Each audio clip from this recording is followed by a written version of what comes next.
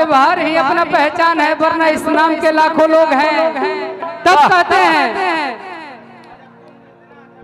तब कहते हैं इस व्यवहार के लाखों लोग हैं, नहीं तो ऐसा तो बहुत नाम है ना कि खड़े बोझा खाले चाकर डाला बड़ुए। इस माल को मैं कब से देख रहा हूँ, अभी कोई बीच में बोली ना। इसको मैं कब से देख रहा हूँ। कहा अमित बाबा ए मर्द बोहरी जाके बैठल पड़ा। सी लगाओ चाहे भाई सी लगाओ, एक लगाओ। मनीष सम्राट भाई पीछे कहाँ है बड़ा है, आजा थोड़ा सा खाली किया जाए। कि खड़े बोझा खाले चाकर डाला बड़ुए। खड़े खड़े बोझा खा जाता है, डाला मैंने समझ ले पीछे घूम ये तो डाला है। हम कबे ले कुछ नहीं खिल देखत, केकरो गाना नहीं खिल सुना, हम तो डले देखत कि खड़े बोझा खाले चाकर अरे डाला बड़ुए। गोलू गोलू बैठो, आगे सुनो ए बिकू। कि खड़े बोझा खाले चाकर हर डाला बड़ुए। बिकू आओ आ एकारा थरे सर के हाला बड़ुए। एकारा थरे सर के गाबा खड़े बोझा खाले चाकर डाला बड़ुए।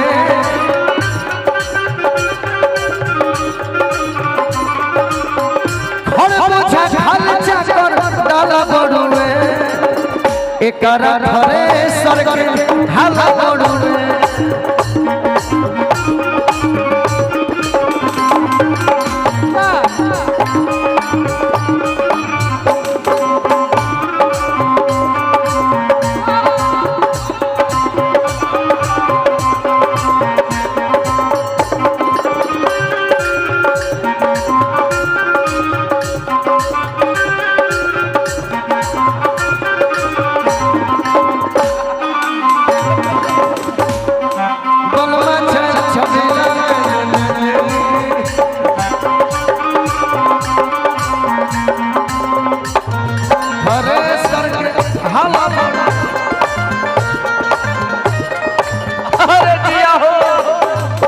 पुनीता प्रिया जी आ रही है, आप आइए। अरे क्या है, बहुत ही प्यारी गायिका पुनीता प्रिया जी। मिनट में भूसा को दे बिगहा के डांट हो। असली बरांड हो डिमांड बड़ुए डांट हो। पुनीता जी रुको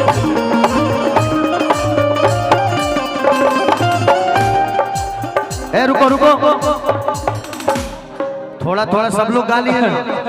पुनीता प्रिया जी से गवाया जाए। हेने मनीष सम्राट हेने अजमर भाई अभिषेक भाई है। पुनीता प्रिया जी एगो माइक दीजिए अभिषेक भाई को, और एगो माइक मनीष सम्राट जी।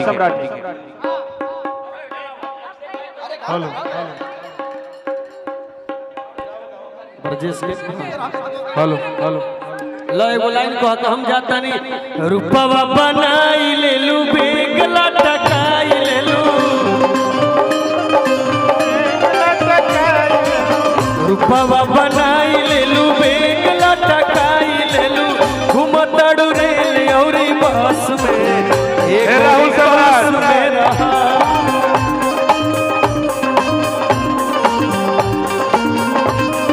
अब हमार लाइन खत्म हो गई। बाद पुनीता जी अभिषेक मनीष गई है एगो नयका भाई खाती का कि जिंदगी भल ही सही यारबा झीली है। हमार लाइन खत्म हो गई से विकास भैया गोलू तूफान जी हमार लाइन खत्म हुई। पुनीता गई है, मनीष गई है, अभिषेक गई है। मुकेश भैया एगो लाइन कह के का कि जिंदगी भल ही सही यारबा झीली है। दिल ना कोनो लइकिन के दी है। जिंदगी भल ही सही यारबा झीली है। दिल ना कोनो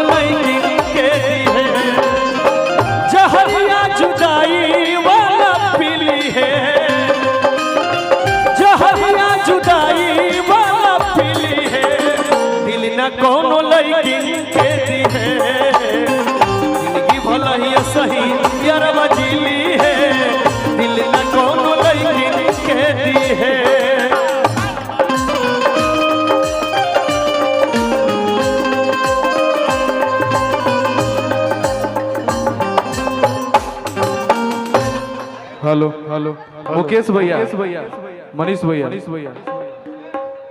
आई दू लाइन कहले वाला जाओ लेकिन दुल्हे राजा तो चल गेले हो ना ना दूल्हे राजा के जाए तो दूल्हे राजा अच्छा हम अकेले खाली वो मुखड़ा गा लेता नहीं भैया दुल्हे राजा सब पुनीता जी एगो मुखड़ा हम खाली गा लेता नहीं मुखड़ा ना अंतरा से रवा उठे ना ना हम एगो मुखड़ा खाली गा लेते मनीष भैया सी हां बी फ्लैट कर दीजिए हां 5 कर दीजिए जल्दी से लग ले एजा सब गावे के फेर में बा कहता कि हम नोता पायल बनी गावे के फेर में नहीं के लेकिन सब कलाकार गावे के फेर में अच्छा देखिए हेलो सब के पल ही कहल जाता कि थोड़ा थोड़ा गाइए लेकिन केहू के सुनाई नहीं खेते लगता कि कहियो माइक के नहीं खा देखे हां धाल हेलो थोड़ा सा मॉनिटर में उठा दीजिएगा भैया टोन दे दीजिएगा इसमें हेलो थोड़ा सा लेवल उठा दो हेलो दिखाओ भैया हेलो मेजर कर दो मेजर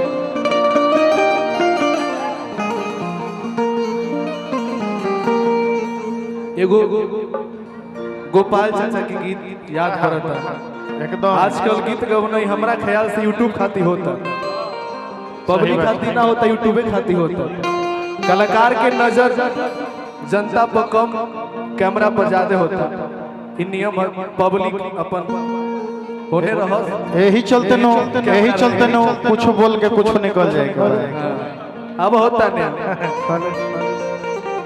बड़ा पुराना मित्र है हमारा जाते कुछ ना कह बस इतने कह कि राहुल भैया के बहुत बहुत बधाई शुभकामना कृष्णा भैया बहुत दिन बाद मुलाकात भइल बा हमार पूरा म्यूजिशियन टीम के प्रणाम रही हो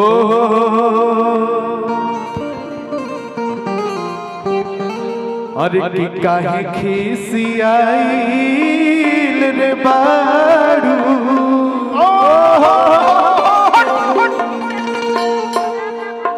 अरे की काहे खिसियाइल बाड़ू की काहे खिसियाइल रे बाड़ू की काहे खिसियाइल बाड़ू अब जान ले बुका हो दरोगा जी सामने पानी आप भेजा आ जाइए रो दूर मत रहिए कि काहे खिसियाइल बा अब जान ले बुका हो बोल हमर सुगनी परान ले बुका हो बोल करे जा परान ले बुका हो ए बोल भैया बाड़ू जान ले बुका हो काहे खिसियाइल बाड़ू जान ले बुका हो बोल हमर सुगनी परान ले बुका हो बोल हमर परान ले बुका मनीष जी जे हिंदी